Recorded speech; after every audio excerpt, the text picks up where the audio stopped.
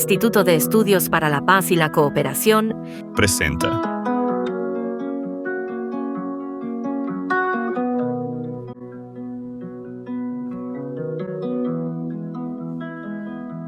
Excelente día, mi nombre es Fernando Ortiz Nieto de la Universidad Autónoma del Estado de Hidalgo en México.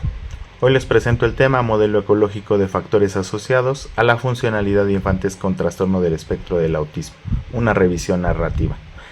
El trastorno del espectro del autismo es considerado un trastorno del neurodesarrollo. Se caracteriza principalmente por tener comprometidas las áreas de comunicación e interacción social, además de intereses restringidos y conductas repetitivas o estereotipadas, el cual cuenta con una gran prevalencia poblacional y que sigue en aumento, con bases neurobiológicas y un alto índice de heredabilidad. Existen diferentes ideas sobre las causas sobre la condición de TEA: exposición a drogas prenatal, prematurez, enfermedad congénita, variaciones genéticas, son algunas de ellas. El autismo, por sus cifras crecientes de manera exponencial en los últimos años, aunado al impacto significativo en la vida no solo de la persona con diagnóstico, sino también de la familia, ha llevado a desarrollar trabajos en la búsqueda de instrumentos y herramientas diagnósticas, así como de la indagación de los factores causales. Bajo este contexto es fundamental considerar lo más aproximado posible la prevalencia del TEA en la región de América Latina. El autismo no solo es un trastorno con un espectro bastante amplio, sino que por sus características ha dificultado la elaboración de instrumentos diagnósticos,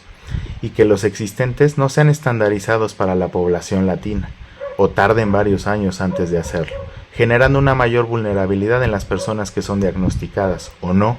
al no contar con una atención o tratamiento adecuado. La prevalencia del TEA en América Latina se ha realizado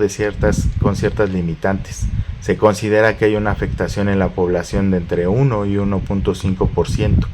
Se piensa que los síntomas comienzan a ser notorios entre los 2 y los 18 meses. Sin embargo, la mayoría de los diagnósticos son confirmados alrededor de los 4 años por distintos especialistas como neurólogos, psiquiatras o psicólogos.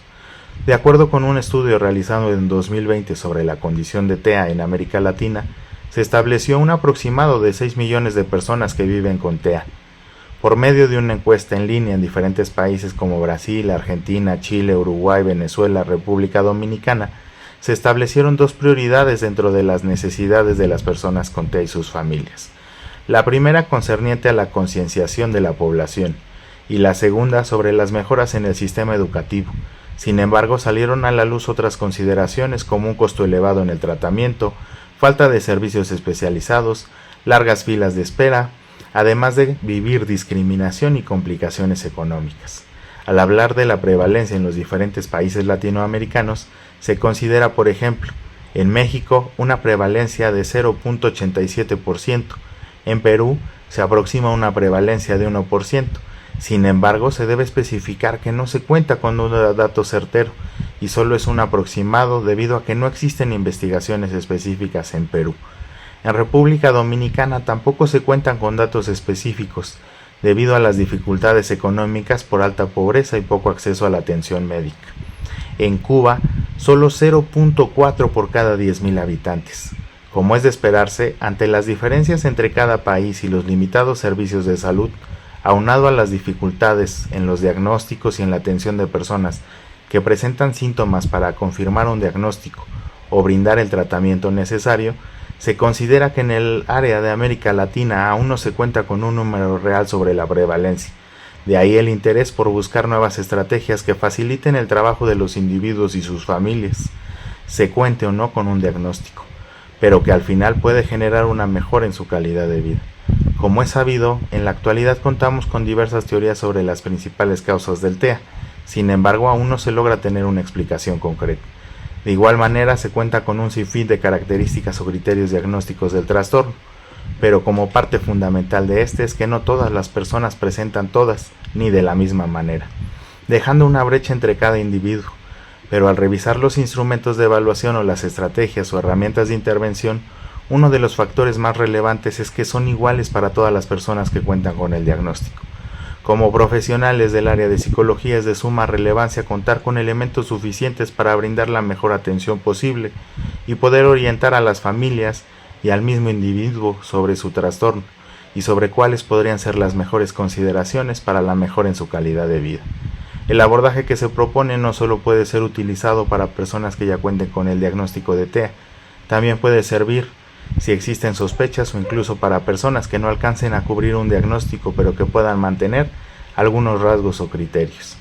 El objetivo es dar como propuesta un material didáctico en el cual especialistas que trabajan con los niños con sospechas o diagnóstico de TEA, las familias, los tutores o los cuidadores logren identificar los factores asociados a la conducta adaptativa de acuerdo con el modelo ecológico de Bronfenbrenner, entregando una investigación bibliográfica, un diagrama visual sobre el modelo ecológico que facilite no solo la identificación de los factores asociados,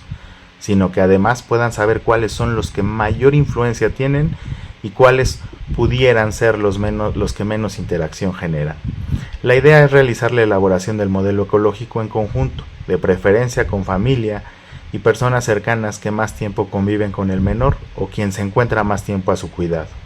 El modelo ecológico a desarrollar considera diferentes factores dentro de 5 grandes sistemas. Lo importante es comenzar con el sistema más cercano, el ontológico, haciendo una lista con todos los factores que se vengan a la mente, todo lo que se les ocurra, sobre los factores que incluyen las características individuales del niño, por ejemplo, la edad, el sexo, salud, temperamento, etc. Al concluir el listado se debe revisar si efectivamente solo se consideran características individuales. En caso de identificar elementos que no corresponden, solo se eliminan. En caso de que sean correctos, ahora se puede enumerar comenzando con el número 1 para el factor que se considere más importante o el que más influencia tiene en el niño. Al finalizar se continúa con el siguiente sistema, el microsistema, en el cual se va a considerar los entornos más próximos en los cuales se desenvuelve el niño, por ejemplo la escuela, la familia, los amigos, etc. Y se realiza la misma dinámica, se revisan los factores para considerar si corresponden a los entornos más próximos en donde se desenvuelve directamente y posteriormente se enumeran y se priorizan. De manera consecutiva ahora se realiza el mesosistema,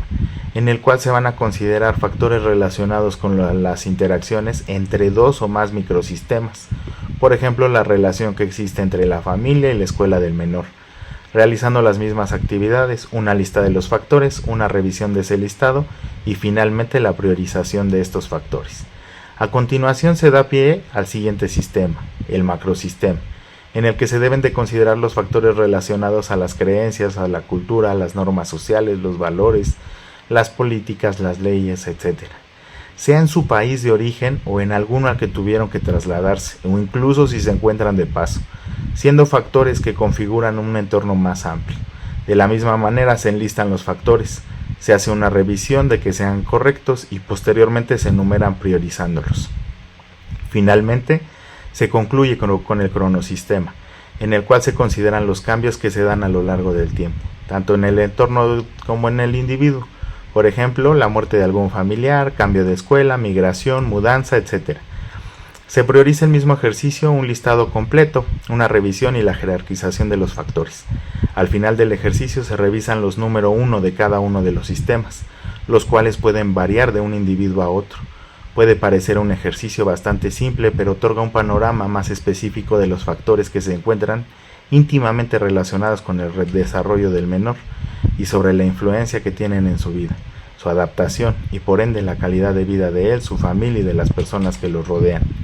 El detenerse a pensar sobre ciertos factores de la población, que ya sea por cuestión económica, geográfica o de desplazamiento de un lugar a otro, con cambio de cultura, de educación y de tradiciones, no logre mantener una atención especializada para el trastorno con el que vive, la situación se vuelve complicada y las consecuencias inmediatas será un deterioro en la adaptación y por tanto en la calidad de vida, no solo de los infantes sino también de la familia o los seres con los que vive. Se espera que cuando ya existe un diagnóstico se tenga toda la atención, se cuente con los instrumentos especializados y estandarizados sobre la población, que se tenga acceso a todos los especialistas requeridos y que en caso de necesitar medicación se tenga acceso a ellos. Se dé un seguimiento puntual. Sin embargo, la realidad es otra, y cuando se habla de sectores de la población considerada como vulnerables, las condiciones son diferentes.